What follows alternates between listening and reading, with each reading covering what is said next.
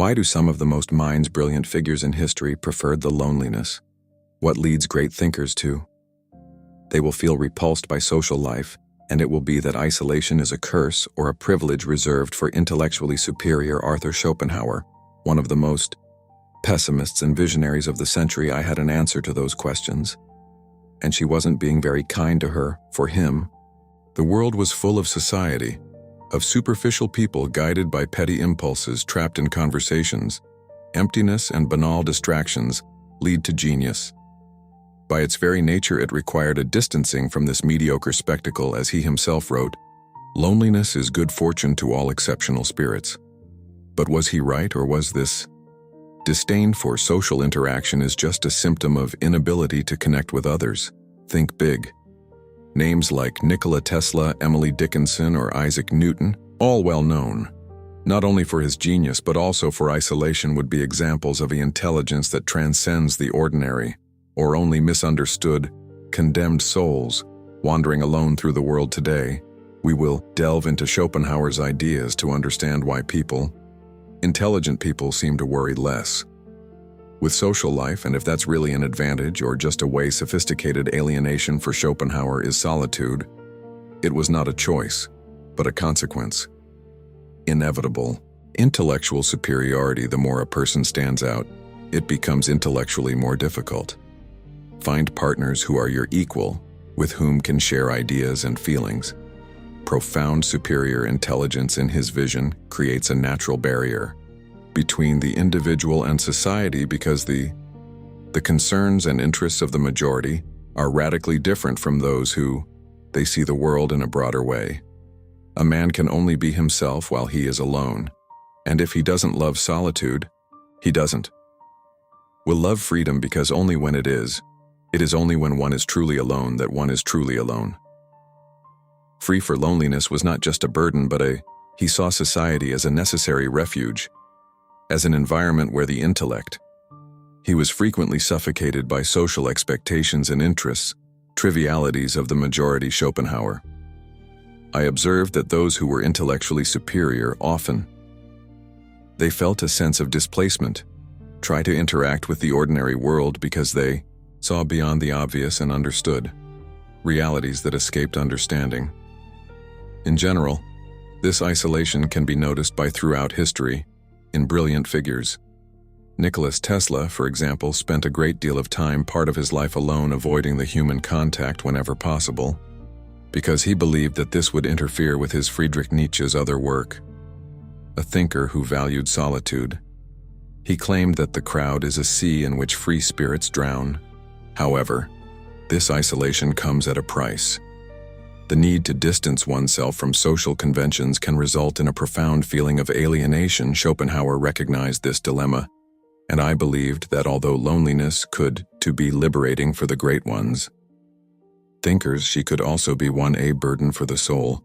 Therefore, many of greatest intellectuals in history, they went through periods of depression and anxiety, not because they were weak, but because they saw the world in a more deeper than most could to conceive. And then the big question arises, is this isolation a curse or a blessing for Schopenhauer? The answer was clear. He believed that the great ones' thinkers should accept solitude as a gift, because only in silence and distanced from mediocrity, social could really achieve their. Schopenhauer did not see his greatest achievements, social life, as a space for exchange, genuine or authentic connection, but as a large theater where individuals, they play predefined roles, trapped in an eternal charade of appearances and selfish interests. For him, society, it was nothing more than a stage where the people act for each other, hiding their true intentions behind carefully concealed masks. Sociability, built for the most of it, was nothing more than a mask that it hid its banality. This vision, pessimism, was directly linked to his main work, The World as Will and Representation, where he argued that everything we perceive is nothing more than a projection of our mind onto him. Life social was just an illusion, a spectacle that distracts individuals from true self-knowledge. And about the nature of the world, Schopenhauer believed that most people live trapped by worries, trivialities, status, gossip, minor disputes for power and recognition. In his vision of the human being, The average person was a slave to will, an impulse. Blind and irrational ruler who governs our actions and keep us trapped in desires, endless search for validation. Social issues were merely a reflection of this. Uncontrollable urge. This contempt for social life was not exclusive to Schopenhauer and other great thinkers. They also expressed their disdain for superficiality of society. Nietzsche, for example, he said that convictions are most dangerous enemies of the truth, that they prefer to cling to illusions instead of facing reality with honesty. This conflict between the search through knowledge and the demands of social life created a chasm impassable. It was inevitable, but there is an effect.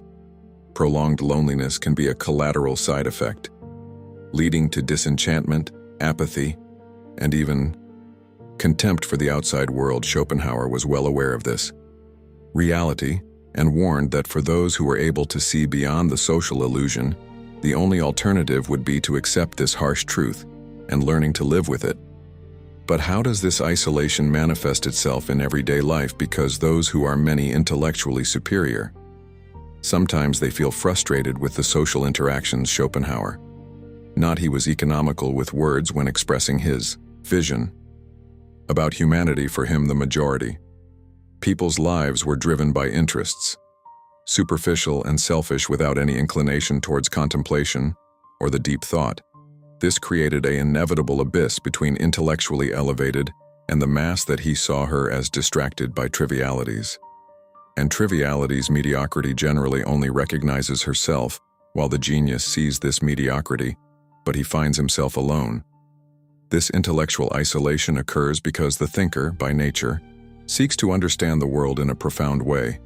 While most people are concerned with trivialities like status or fleeting entertainment, the genius seeks to unravel the mysteries of existence. But when trying to share your ideas, one often encounters indifference or misunderstanding. This helps to understand why are so many great thinkers. They felt frustrated with society. Schopenhauer himself despised living with ordinary people, because I believed that the mediocrity of the majority that stifled the genius of the few. The thought resonates in the famous phrase of Voltaire, "The secret to boring people.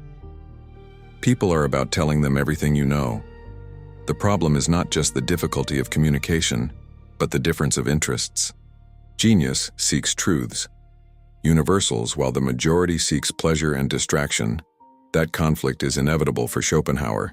This intellectual disparity made the social interaction is a burden for those with a high mind. Nikola Tesla, for example, avoided events, social and trivial interactions because the eye viewed Isaac as a waste of time. Newton was known for his illusion and impatience with trivial conversations, and even Albert Einstein, one of the greatest scientists, celebrated figures in history, admitted that I preferred solitude to the company of people who did not share their interest in profound ideas. However, this distancing from society, it doesn't just happen by the genius's choice. Often it is society itself that rejects those who think in a certain way, different, innovative thinking, and outside the box. The common thing often causes discomfort and resistance. Nietzsche called it resentment of mediocrity. The tendency of the majority to despise and attacking what one does not understand, or what one it makes the genius feel inferior like that. No, he only leaves of his own accord, but it is also distanced from the hostility of world around you. This distancing forced can generate feelings of alienation and even contempt for life. Given this social context, a question arises. Mental health.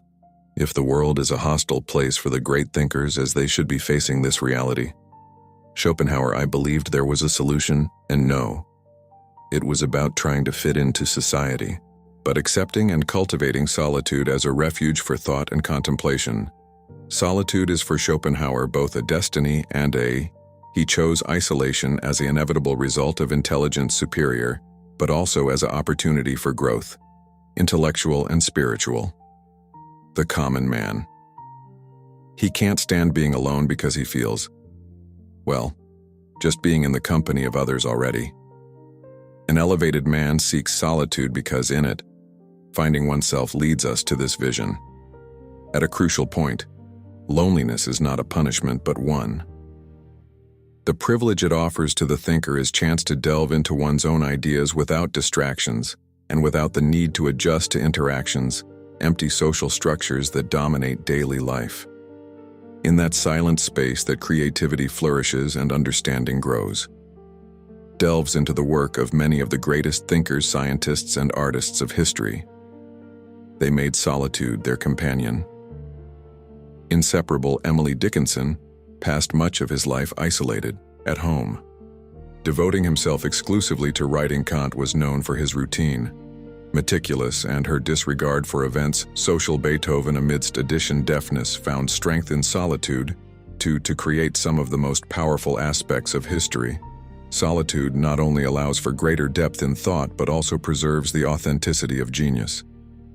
Schopenhauer believed that when becoming too involved with society, the mind, brilliant runs the risk of getting lost in distractions and compromise your clarity. Of this perspective resonates deeply aligned with the Buddhist concept of detachment, is one of the great influences. Schopenhauer's philosophical ideas on Buddhism teaches that attachment to the external world and social interactions often generate suffering is the true growth. It occurs in introspection and in liberation of the illusions of the material world. However, there is a dilemma in this choice for human beings. It is by nature a social animal, seeking belonging as part of our biology, and prolonged solitude can degenerate anguish and melancholy. Even the greatest thinkers, however much those who valued isolation, suffered from it.